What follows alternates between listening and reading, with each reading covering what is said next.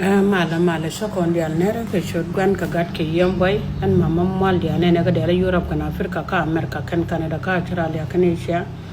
ni da daran man ga ka pan ga kan mitu ko lo nar kan dar ya kan ma sin me ma sin muto lo mon gen war ko ngwan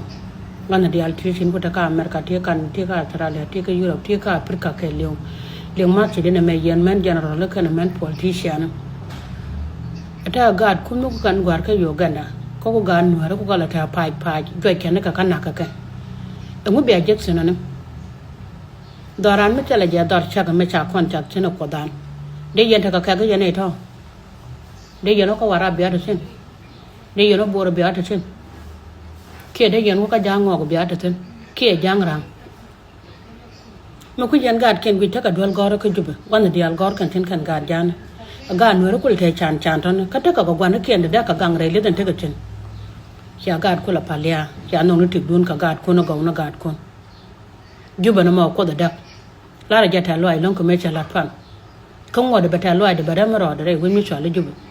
ko ta ram nen yen ta ram nen ka ye cha lo dun kuma ye mos ye dit ka lo ai ne che ten la ne gu no me cha le lu de pe me ne gu de me ko ge chu kar so ma kan ta kyon me cha ka wala ne judet dan wore chang me cha le judet dan wore chang ke judet nere lo ko do mare community da la wonu rane ne ba magwala da kwido ra gwata ba ko ne bona jen yuine ne ba pala do ro ba na